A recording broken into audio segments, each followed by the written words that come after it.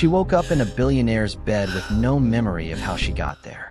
The marriage certificate between her trembling fingers said it all. She'd married a stranger. A dangerous, tattooed Korean CEO who claimed he saved her life. But saved her from what?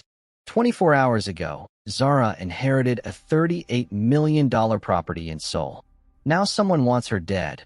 3 crime families are hunting her. And the only man who can protect her might be the most dangerous of them all. 1 year, 1 contract marriage, and a love that could destroy them both. This is where survival meets obsession. Hit that subscribe button and smash the like if you're ready for this wild ride. Hold tight, because this story is about to get intense. Let's begin. Zara's eyes flew open, heart hammering against her ribs as the echo of violence dissolved into silence. She wasn't in her hotel room.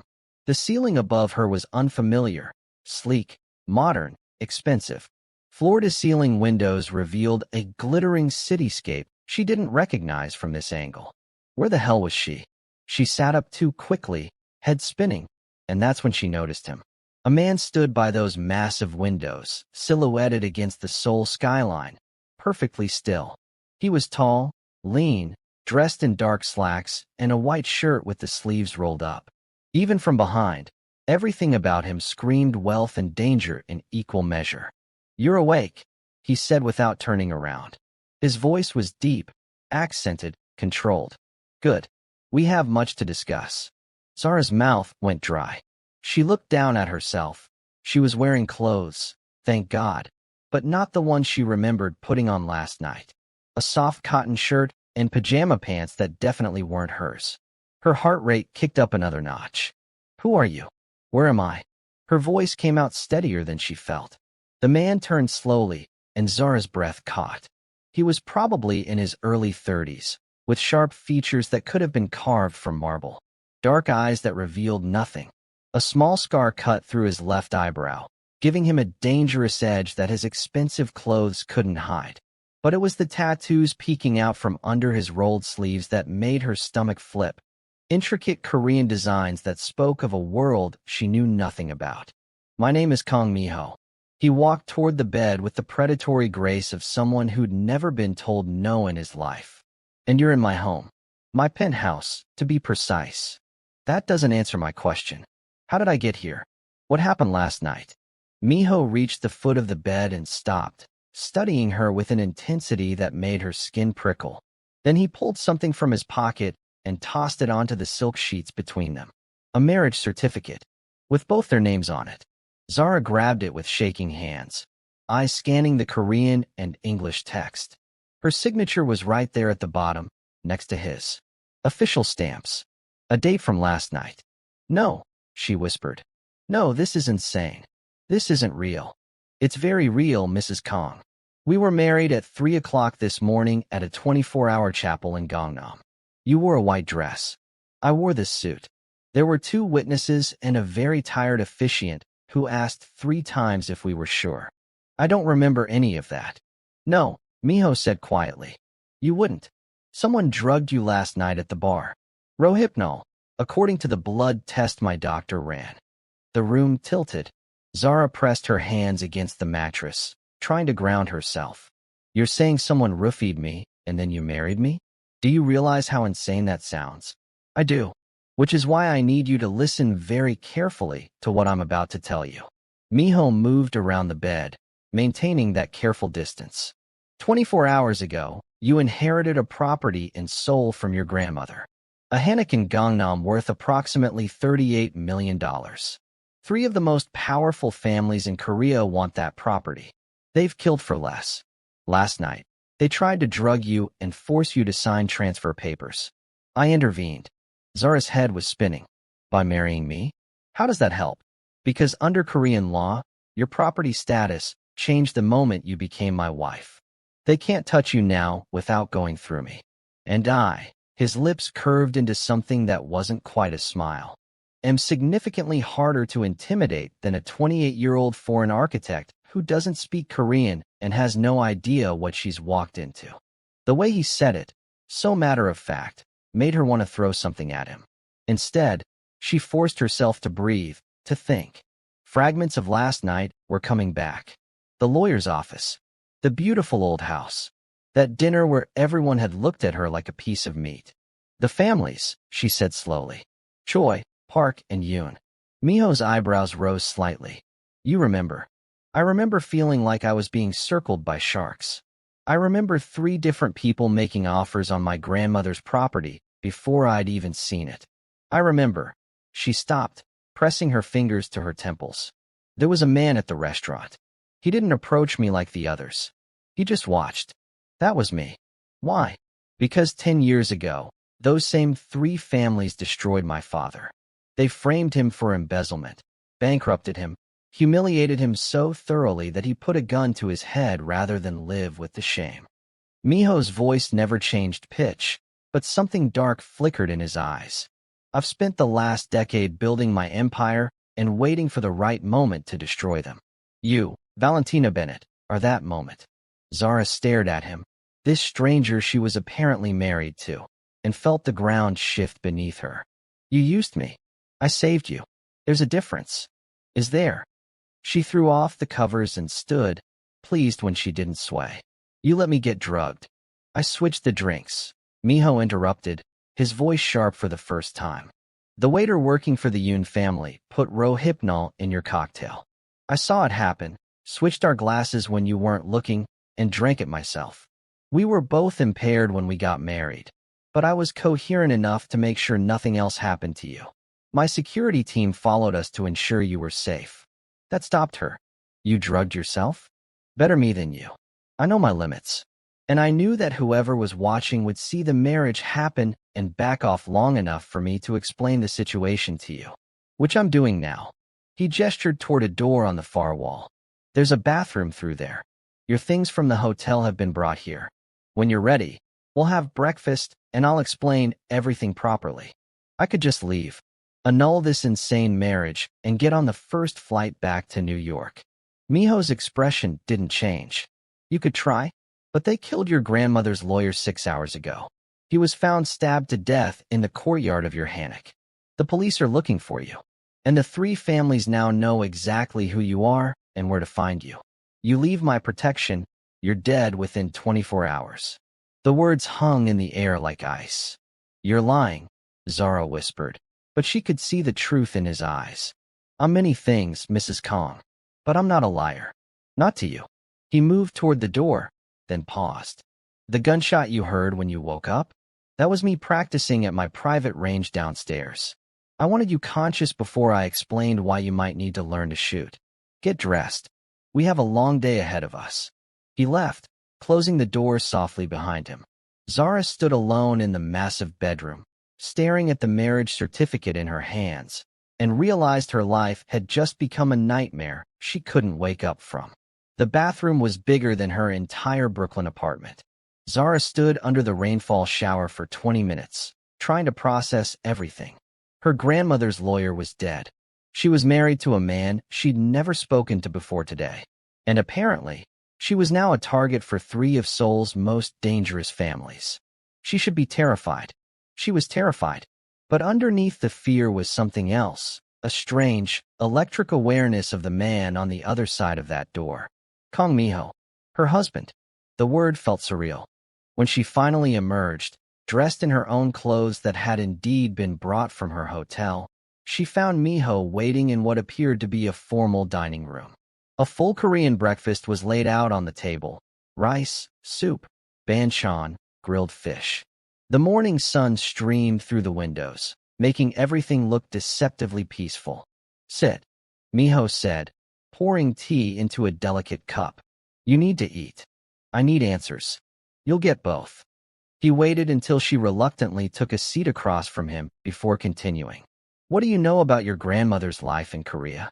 Zara picked up her chopsticks, more to have something to do with her hands than from hunger. Nothing. My mother never talked about it. I didn't even know my grandmother had lived here until the lawyer contacted me about the inheritance. Your grandmother's name was Helen Song. She was born in Georgia in 1942. She came to Seoul in 1963 to teach English to American military dependents.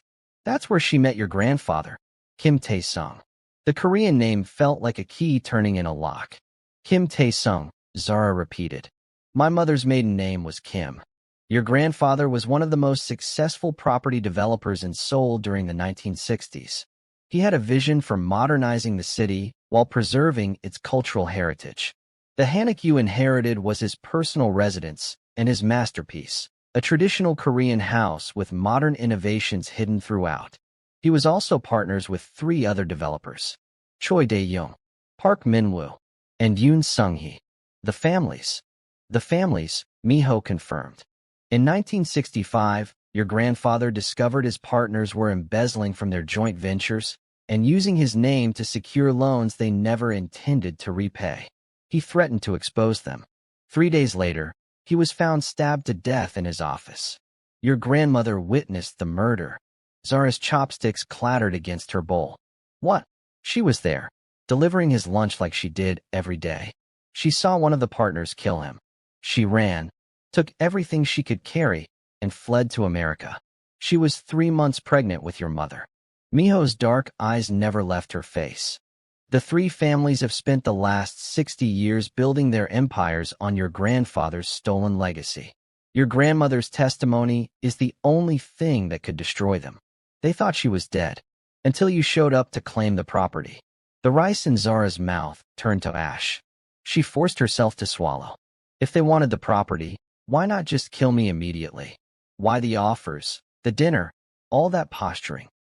Because until yesterday, they didn't know what you knew. They didn't know if your grandmother had told you anything before she died. They needed to assess you first, figure out how much of a threat you posed. The drugging was an escalation. They decided you knew nothing and could be controlled. The marriage changed that calculation. So now they think I do know something. Now they know you're under my protection, which means you're beyond their immediate reach. It buys us time. Time for what? Miho set down his teacup with deliberate care. To destroy them. All three families.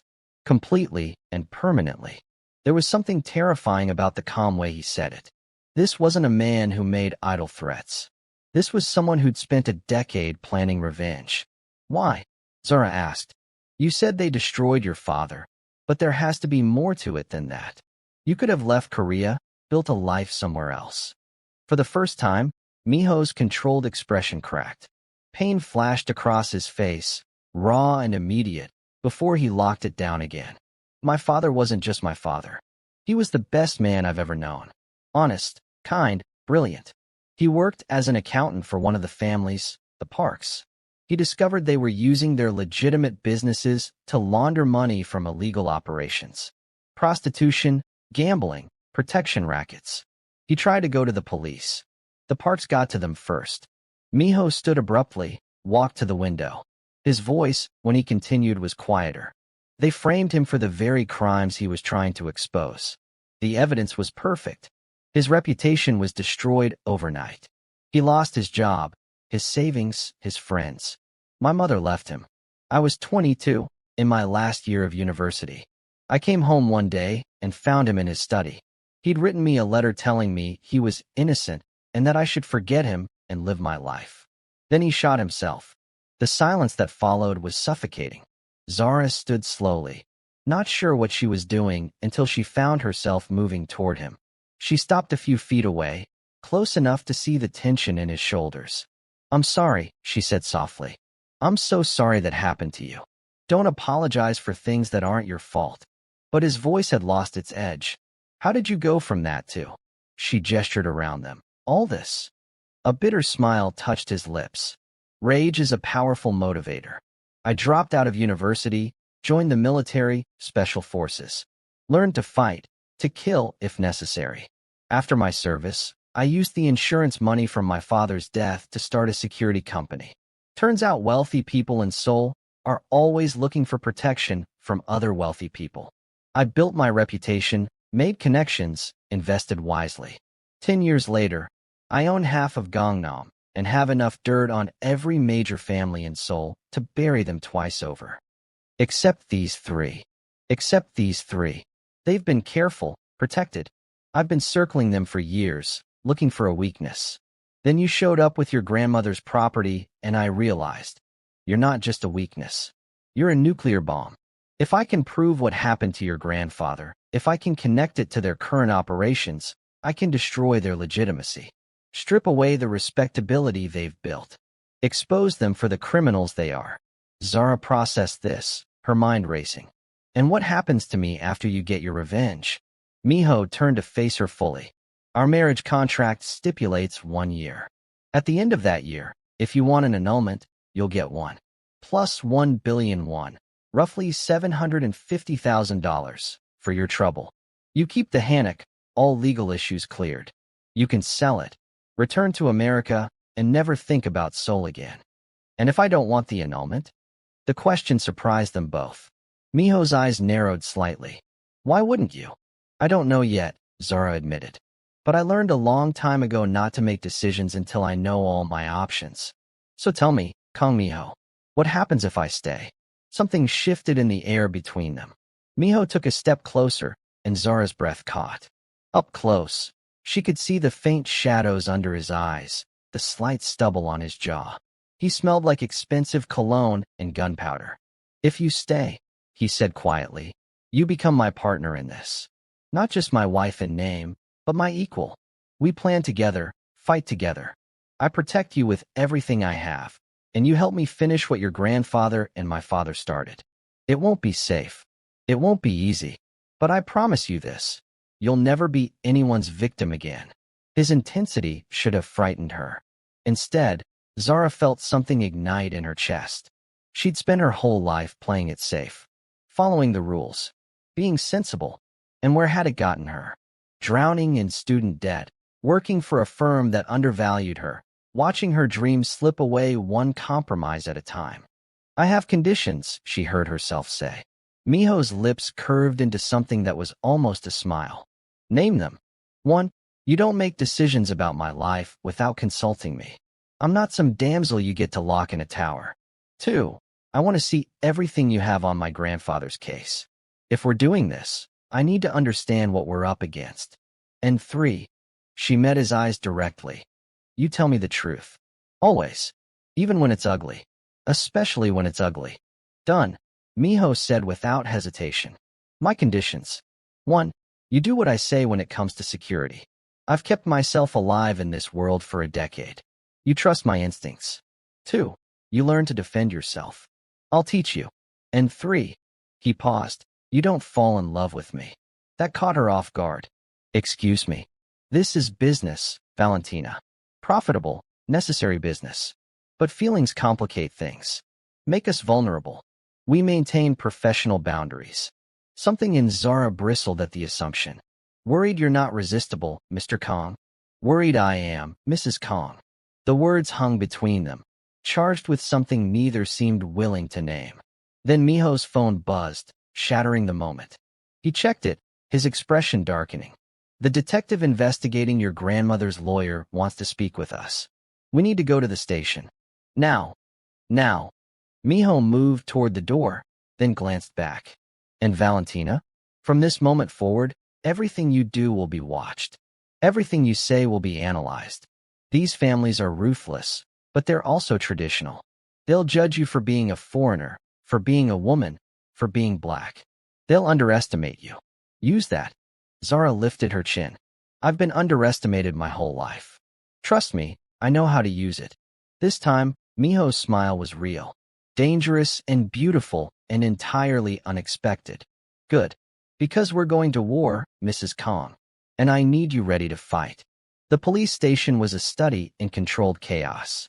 Detectives moved through the open floor plan with purpose while phones rang and keyboards clattered. Miho navigated it all with the ease of someone intimately familiar with law enforcement, his hand resting lightly on the small of Zara's back. The touch was possessive, protective, and she told herself the shiver it sent down her spine was just nerves. Detective Han was a woman in her 40s with sharp eyes and an expression that suggested she'd heard every lie ever told. She gestured them into an interview room that smelled like bad coffee and desperation. Mr. Kong, she said, her English lightly accented. Mrs. Kong, thank you for coming. Of course, Detective, Miho replied smoothly, holding out a chair for Zara before taking his own. We want to help however we can. Detective Han's gaze slid to Zara.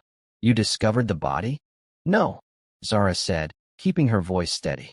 The police called me at 3 in the morning to inform me. My husband and I went to the property immediately. Your husband? Detective Han flipped open a folder. You've been married less than 24 hours. Quite a whirlwind romance. When you know, Miho said, his tone light, but his eyes warning the detective to tread carefully. Indeed. Detective Han pulled out several crime scene photos. Lee Sang-woo was stabbed 7 times. His briefcase was emptied, files scattered. The hidden room in your property had been broken into, Mrs. Kong. What was in that room? Zara's chest tightened. She'd found her grandmother's journals there, but she'd photographed them and backed up the files before anyone knew. The physical journals were gone now, stolen by whoever killed the lawyer. I don't know, she lied, feeling Miho's approval like heat against her skin.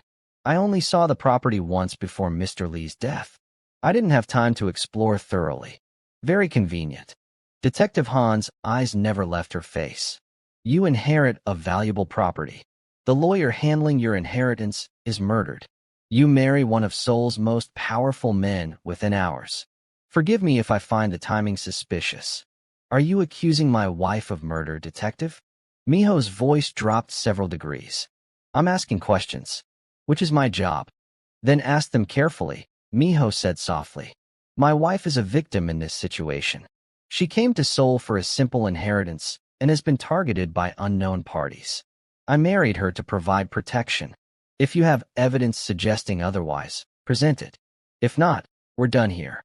Detective Han's jaw tightened, but she closed the folder. One more thing. We found traces of Rohypnol in your blood work from the hospital, Mrs. Kong. The private hospital Mr. Kong took you to after your marriage was kind enough to share your medical records. Want to explain that? Zara's stomach dropped, but Miho squeezed her hand under the table. A warning and a promise. Someone attempted to drug my wife at a bar last night, Miho said. I intervened. That's why we married quickly, to ensure her legal protection while we sorted out the threat. I assume you'll be investigating who drugged her. We'll investigate everything, Mr. Kong, including your very convenient rescue. Detective Han stood. Don't leave Seoul, either of you. Outside the station, Miho guided Zara to a black sedan with tinted windows. The driver, a stone-faced man built like a tank, nodded respectfully as they climbed into the back. She thinks I'm involved, Zara said once they were moving. She thinks we're both involved. Which is fine. Let her investigate. She won't find anything because there's nothing to find. But it does confirm what I suspected. Someone powerful is pushing the police to focus on us rather than the actual killers. The families. The families, Miho agreed. He pulled out his phone, typed something quickly. I have people looking into Lee Sang-woo's last few days. Who he met with, what he was researching. If he found something in your grandmother's papers that got him killed, I need to know what it was. Zara stared out the window at Seoul sliding past. The city was beautiful in daylight. Modern skyscrapers mixed with traditional architecture, mountains rising in the distance. Her grandmother had lived here, had loved here, had witnessed murder here. Tell me about the families, she said. I need to know who we're fighting. Miho settled back in his seat, his body angled toward her. In the enclosed space of the car, she was hyper-aware of him, his size, his presence, the way he moved with economy and purpose. Choi Dae-young is 78 now, the oldest of the 3. His family controls construction and real estate development. On the surface, completely legitimate. Underneath, they've been bribing city officials for decades to secure contracts. His son, Choi Min-ho, runs the day-to-day operations. Ruthless, ambitious, and smart. He's the one who sent the men to drug you. How do you know? Because I have someone inside their organization. Not deep enough to prevent what happened to you, but deep enough to know who gave the order after the fact. Zara filed that away. Miho had spies everywhere. And the Park family? Park Min-woo died 5 years ago. His son Park Ji-hoon is 42 and runs the family's entertainment empire. Clubs, hotels, casinos. All fronts for money laundering. He's a playboy, charming and dangerous. He'll try to seduce you given the chance. Don't let him. The way Miho said it, flat and final, made something flutter in Zara's stomach. Was that jealousy? Surely not. They barely knew each other. The Yoon family, she prompted. The most dangerous. Miho's expression darkened. Yoon Sung-hee is 75, and she's the only woman to ever control one of the major crime families in Seoul. She runs everything through her daughter, Yoon Mi-sun, who's 48. On paper, they own pharmaceutical companies and medical facilities. In reality, they control drug trafficking throughout South Korea. The Rohypnol that was used on you almost certainly came from one of their labs. So we're up against construction, entertainment, and pharmaceuticals, all with deep criminal roots and unlimited resources. Zara shook her head. Great odds. I've faced worse. Have you? She turned to look at him fully. I know you were special forces, but what exactly did you do, Miho? He was quiet for a long moment, his gaze distant. Things I'm not proud of. Things that needed to be done. I learned that the world isn't black and white, Valentina. It's 1,000 shades of gray. And sometimes you have to become a monster to fight monsters. I don't believe that, Zara said softly. I think you became a protector. There's a difference. Something shifted in Miho's expression. Surprise, maybe, or a kind of vulnerability he didn't know how to handle.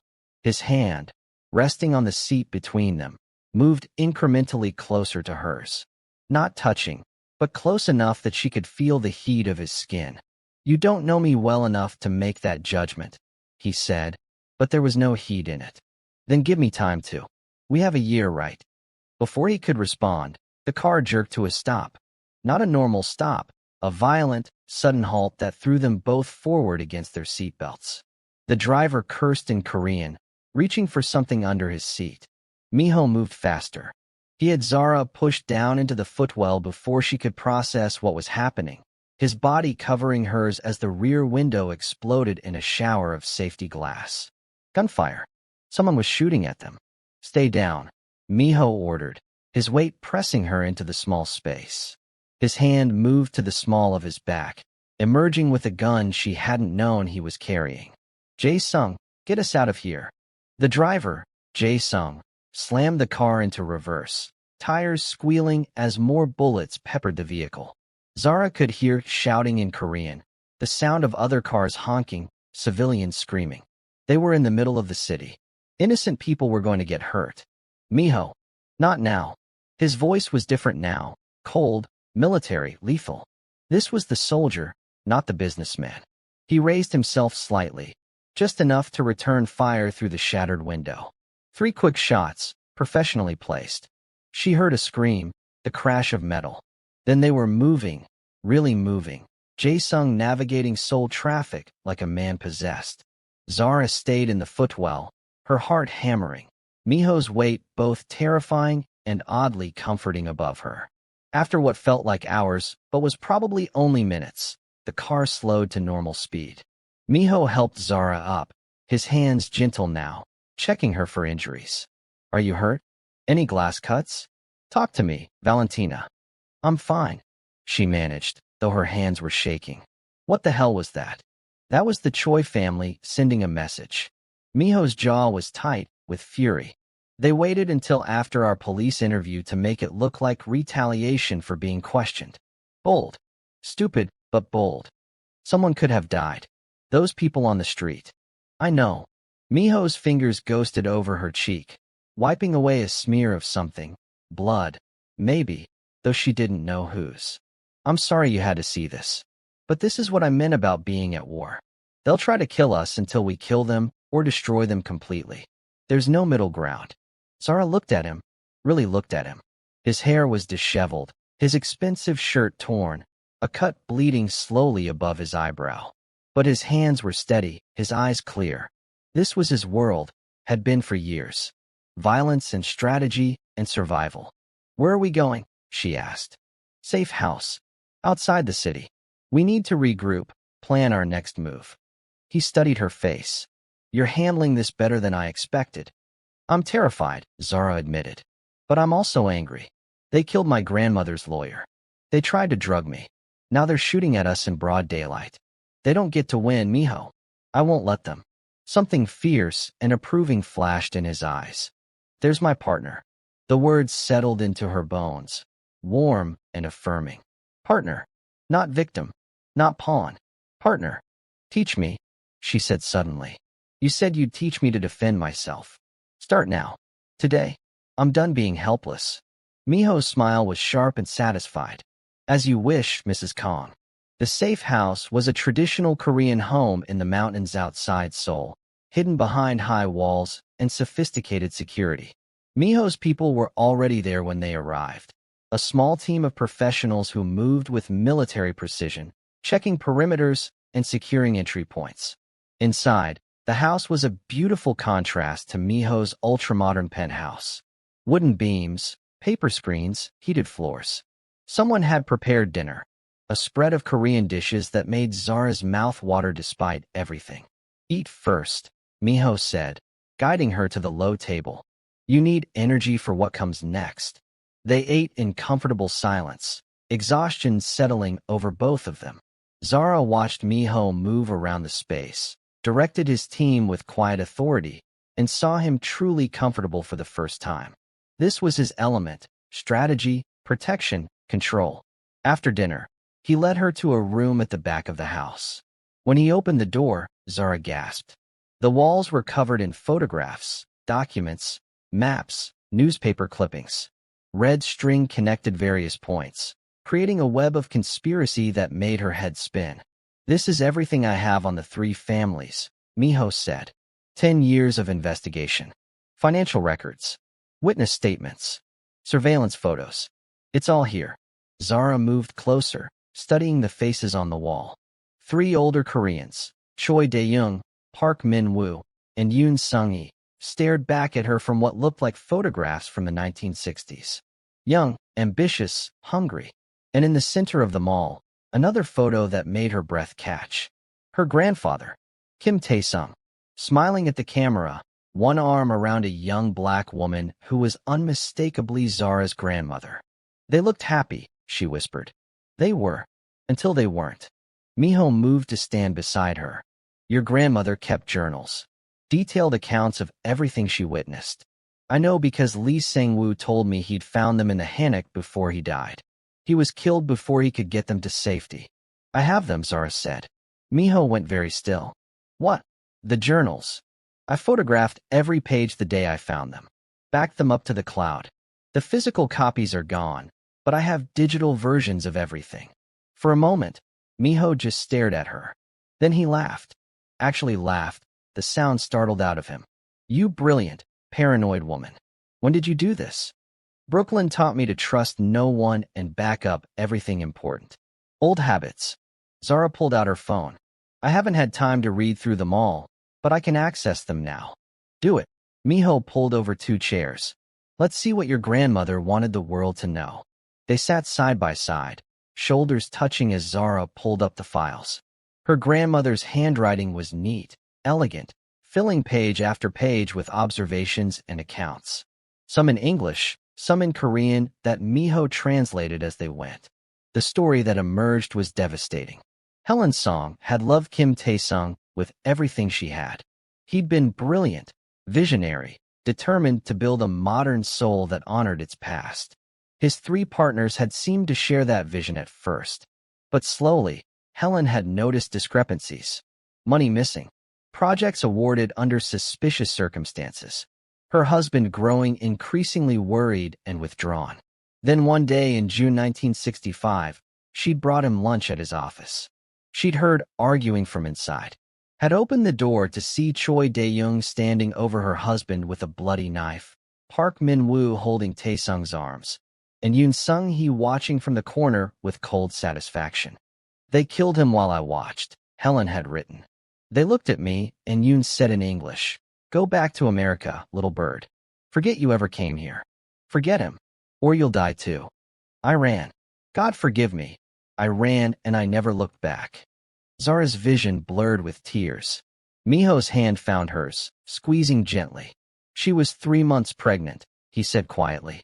She was scared and alone in a foreign country where she'd just witnessed her husband's murder. She did the only thing she could do. She left him there, Zara whispered. She never told anyone what she saw. She told her journals. She told you, through her journals. And now we can tell the world. Zara wiped her eyes, forcing herself to keep reading. The later entries were written years later, Helen recording everything she could remember about the business, the partners, the evidence Tae-sung had been gathering. Names, dates, locations. It was all there, a roadmap to destroying the three families.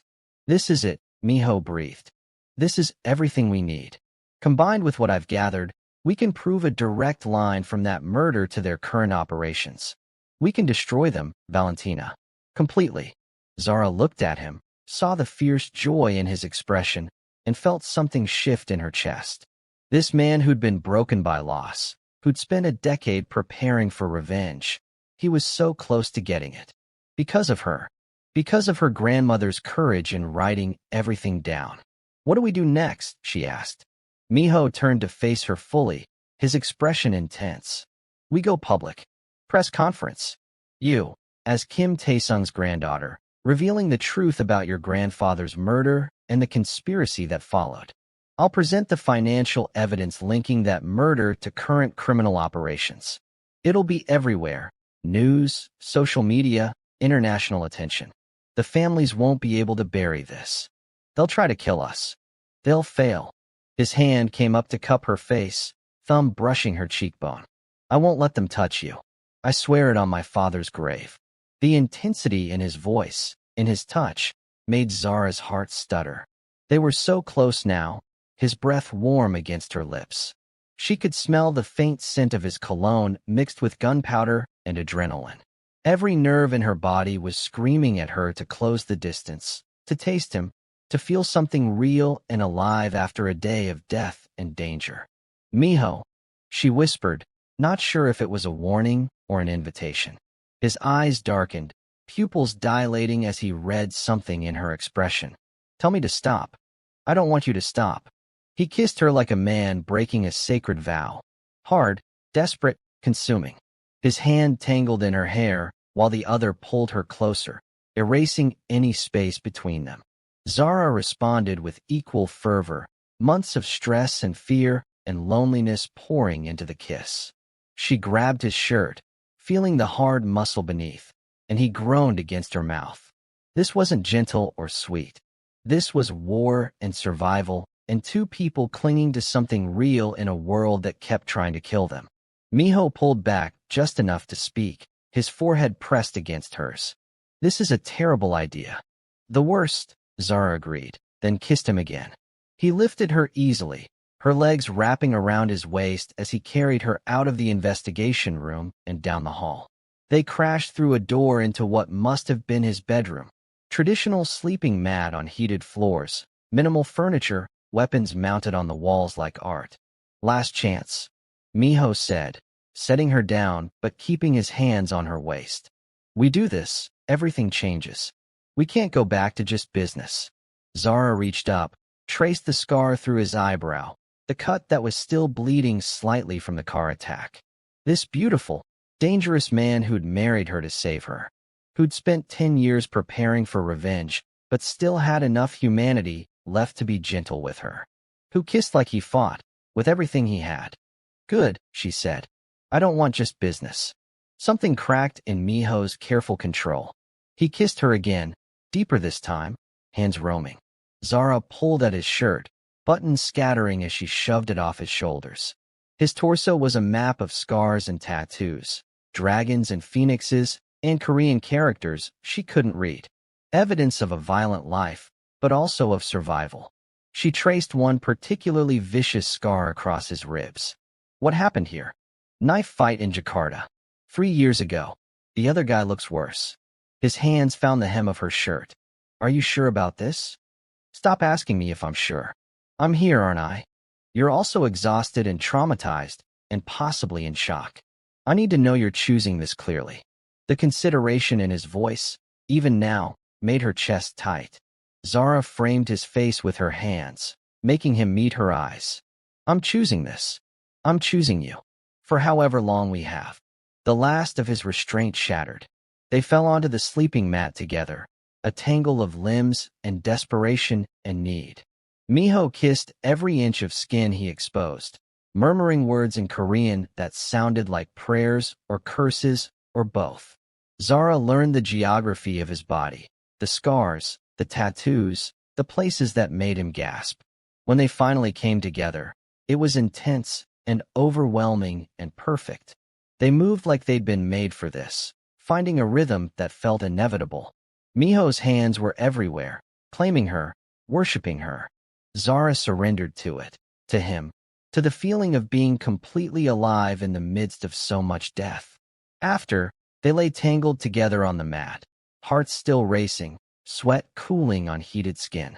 Miho pulled a blanket over them, tucked her against his side like he'd done it 1,000 times before. That was, Zara started. A mistake, Miho finished, but there was no conviction in it. A really good mistake. He huffed a laugh, pressing a kiss to her hair. You're going to destroy me, aren't you? Probably. Is that a problem? Ask me again when this is over. His arm tightened around her. Sleep, Valentina. Tomorrow we start the war properly. Tonight, just let me hold you. Zara closed her eyes, feeling safer than she had any right to feel given the circumstances.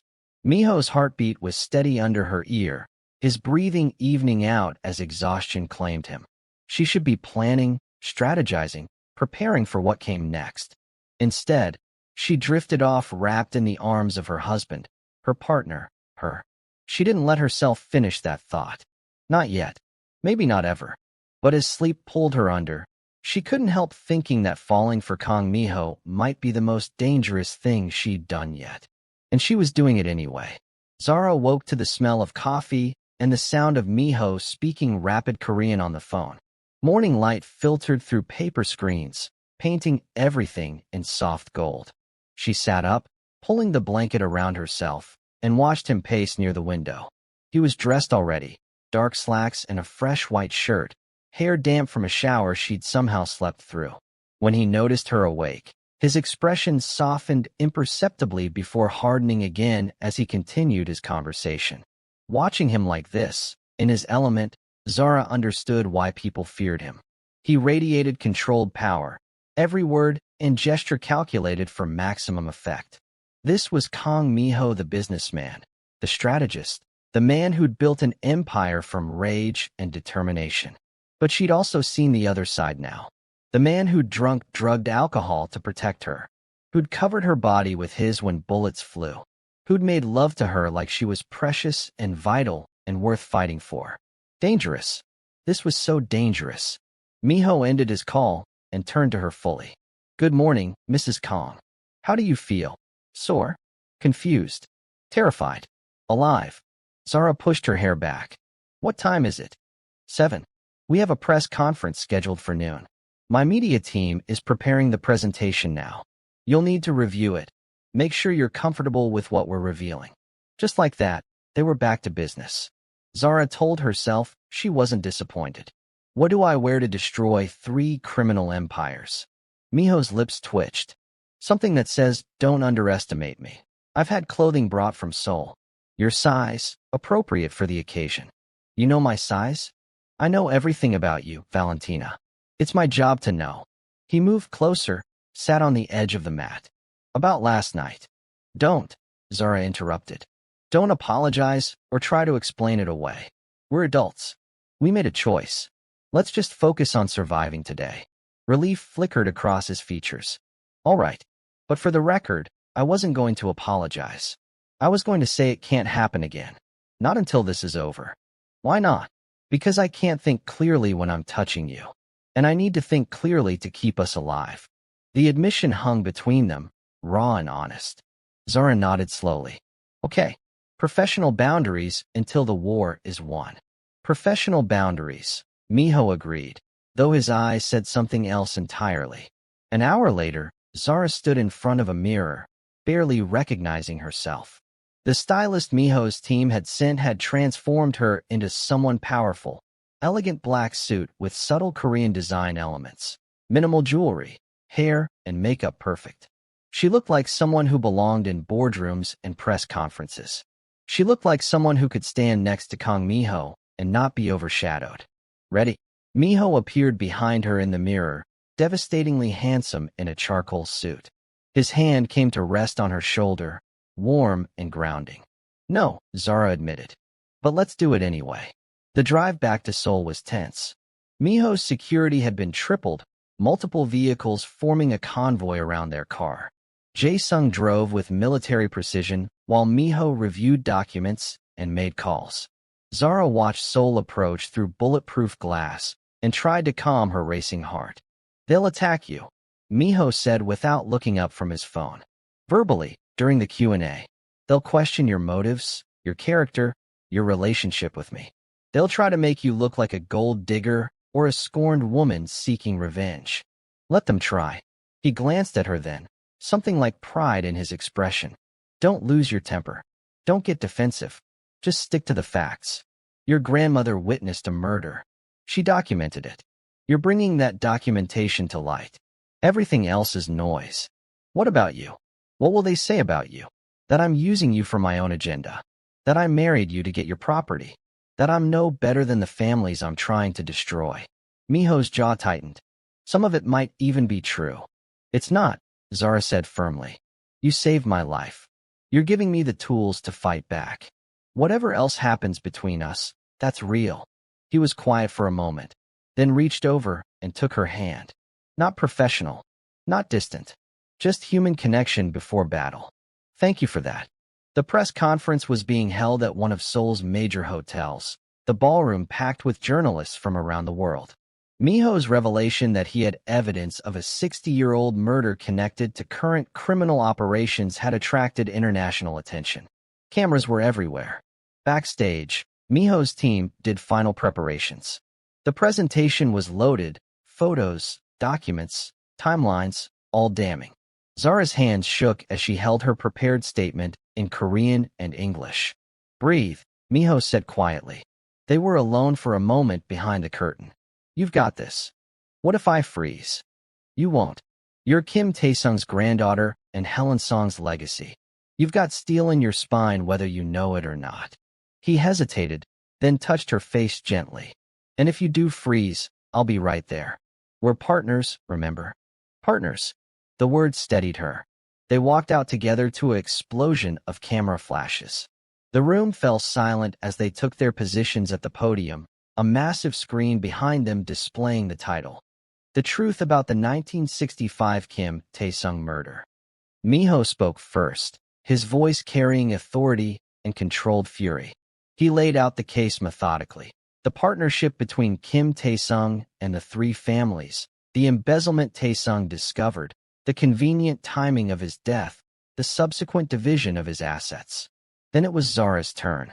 She stepped forward, gripping the podium, and looked directly at the cameras. My name is Valentina Bennett, granddaughter of Kim Tae-sung and Helen Song. I came to Seoul 2 days ago to claim an inheritance. What I found was a legacy of murder, corruption, and injustice that has gone unpunished for 60 years. Her voice grew stronger as she continued. She told her grandmother's story, the love, the witness to murder, the flight to America. She displayed pages from the journals on the screen behind her, Helen's handwriting clear and damning. My grandmother lived with this secret her entire life, Zara said. She protected her daughter, my mother, and me by staying silent. But before she died, she wrote everything down. She wanted the truth known. She wanted justice for the man she loved. Today, I'm giving her that voice. The room erupted in questions. Miho fielded the attacks smoothly, presenting financial records linking the original murder to current illegal operations. When a reporter demanded to know why Zara had married Miho so quickly, she looked directly at the camera. Because the same families who killed my grandfather tried to drug me and force me to sign away my inheritance. Mr. Kong provided protection when no one else could or would. Our marriage is legal and legitimate, and frankly, my personal relationships aren't relevant to the criminal conspiracy we're exposing today. More chaos, cameras flashing, reporters shouting. And somewhere in Seoul, Zara knew, Three powerful families were watching and planning their response. Then the doors burst open. Police flooded in, led by Detective Han. But she wasn't looking at Miho or Zara. She was looking at someone in the crowd. Choi Minho, you're under arrest for conspiracy to commit murder and attempted murder. Park Ji-hoon, Yoon Mi-sun, you're both under arrest as accomplices. The room exploded into chaos.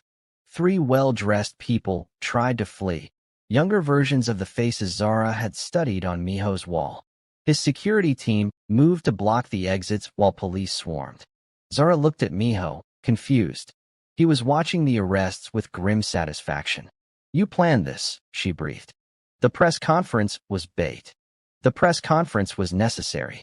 But yes, I knew they'd show up to try to control the narrative. I had Detective Han waiting. He glanced at her. I told you. I've spent 10 years preparing for this. I know how they think, how they move.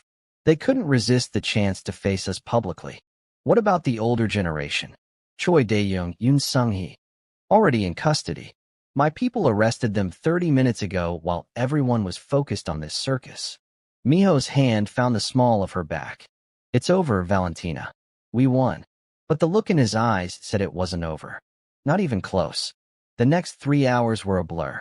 Lawyers, more police statements, Miho's team coordinating with authorities. The arrests were major news. International outlets were picking it up. Korean social media was exploding. The three families' empires were crumbling in real time as the evidence went public. Finally, exhausted and overwhelmed, Zara found herself back in Miho's car. Jae-sung drove them through Seoul as sunset painted the sky in shades of orange and pink. Where are we going? She asked. Your Hanok. I thought you might want to see it properly. Without the police tape and crime scene investigators. The traditional house was beautiful in the fading light. Someone had cleaned the courtyard where the lawyer died, removing all evidence of violence.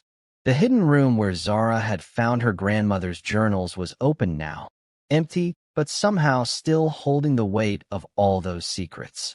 Miho stayed near the entrance while Zara wandered through the space. She could imagine her grandmother here, young, in love, building a life with a man who had dreams of a better soul. She could imagine the joy and the heartbreak, the fear and the courage. She would be proud of you, Miho said quietly. I hope so. Zara turned to face him. What happens now? To the families, I mean. Trials. Lengthy ones. The evidence is solid, but they have expensive lawyers and political connections. Some might serve time. Others might find ways to negotiate. But their power is broken. That's what matters. And your father? His name will be cleared. Posthumously, but still. The truth is out. Miho looked around the Hanok, something unreadable in his expression. I spent 10 years imagining this moment. I thought I'd feel victorious. Instead, I just feel empty, Zara finished. Like you achieved the goal, but lost the purpose. Yes. He moved closer to her. Exactly that. They stood in the courtyard as night fell, the sounds of Seoul distant and muted. Zara thought about everything that had happened in just 3 days. The inheritance, the marriage, the murder, the shootout, the press conference. It felt like a lifetime compressed into moments. Our contract, she said. 1 year, you said. But the threat is over now. I could get the annulment tomorrow if I wanted. Miho's expression shuddered. Is that what you want? I don't know. Zara moved closer to him, drawn by forces she didn't fully understand. I came to Seoul for an inheritance. I got that. But I also got something I didn't expect. What's that? You. She stopped directly in front of him, close enough to touch, but not touching. I got a partner who fought beside me. A man who saw me as an equal when everyone else saw a victim or a pawn. Someone who made me feel powerful and protected and alive. Valentina. Let me finish. She took a breath. I know this started as strategy. A business arrangement. Protection in exchange for leverage. But somewhere between the bullets and the press conferences and she gestured vaguely. Everything else, it became real for me. You became real for me. Miho's hands came up to cup her face, his touch reverent. It was never just strategy. Not from the moment I saw you at that restaurant, trying so hard to be brave, while sharks circled. I wanted to protect you then. Not for revenge. Not for my agenda. Just because something in me recognized something in you. Then don't let me go. Zara leaned into his touch. Keep the contract. Keep the marriage. Let's see what we can build together without the war hanging over us. I'm damaged, Valentina. I've done terrible things. The life I've lived. I don't care about your past. I care about who you are now. Who you've been with me. She smiled slightly. Besides, I'm the granddaughter of a woman who witnessed murder and fled the country. I'm not exactly normal either. Miho laughed, the sound surprised and genuine. Then he was kissing her, and it was different from before. Not desperate or strategic or born from adrenaline. This was a choice made in peace, in clarity, in the quiet aftermath of survival. When they finally pulled apart, Miho rested his forehead against hers. Stay with me. Not because you have to. Not because it's safe. But because you want to. I want to, Zara whispered. I really, really want to. They stayed in the hammock that night, lying on the heated floor of the main room, talking until dawn. About their childhoods, their dreams, their fears. About what it meant to build something real from a foundation of chaos and strategy. About the future they could have if they were brave enough to take it. As the sun rose over Seoul, Miho pulled Zara close and made her a promise. I will spend every day earning your choice to stay. I will be worthy of your trust. And I will love you. He paused, the words clearly difficult. If you'll let me. Zara's heart stuttered. Say it again. I love you.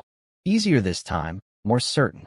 I love your courage and your intelligence, and the way you refused to be a victim even when everything was falling apart.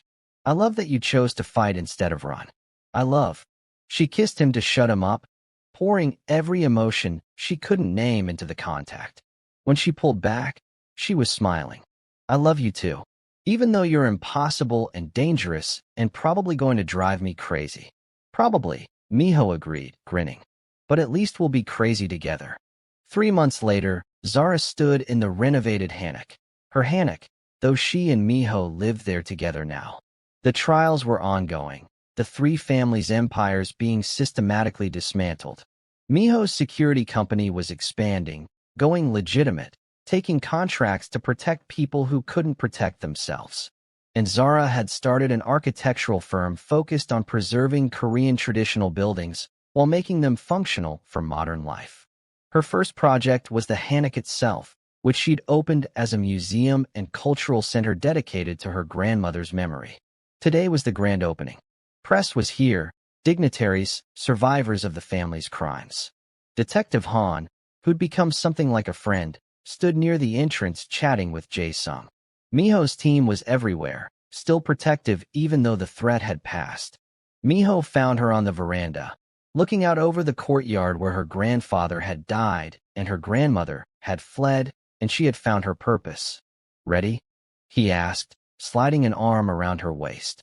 Ready, Zara confirmed. They walked inside together to address the crowd. Zara spoke about legacy and justice and the importance of truth. Miho talked about his father and the power of refusing to let darkness win. Together, they unveiled a plaque honoring Kim Tae-sung and Helen Song, a love story that had survived murder and separation and 60 years of secrets. Later, as guests mingled and explored the museum, Miho pulled Zara into a quiet corner. I have something for you. He produced a small box, opened it to reveal a delicate ring, Korean jade set in white gold. A real wedding ring. Since our first wedding was somewhat unconventional. Zara's eyes stung with tears. Miho, I know we're already married, but I want to do it again. Properly. With your family there, and mine, and everyone we love. A real wedding for a real marriage. If you want that. Of course I want that. Zara let him slide the ring onto her finger next to the simple band they'd gotten at the 24-hour chapel. Whenever you're ready. A month, a year, tomorrow. I'm not going anywhere. Zara kissed him, not caring who saw. This man who'd saved her and fought beside her and somehow, impossibly, loved her. Neither am I. As the celebration continued around them, Zara thought about her grandmother's journals. The last entry, written just before Helen died, had been a message for the future. To whoever finds these words, don't let them silence you. Don't let them make you small. Don't let them win. Fight. Love. Live. That's how we honor those who couldn't. Zara had fought. She had loved. And now, finally, she was living. The Seoul inheritance had given her more than property or money or justice. It had given her purpose, partnership, a love worth fighting for, and standing in the house her grandfather built, surrounded by the truth her grandmother preserved, married to a man who'd helped her reclaim both. Zara knew she was exactly where she was meant to be. If you love this story, please subscribe for more romantic thrillers and epic love stories. Drop a comment telling us your favorite moment. We read every single one. And like this video to help others discover Zara and Miho's journey. Part 2 coming soon, where we dive deeper into their life together and the new threats that emerge. You won't want to miss it. ***.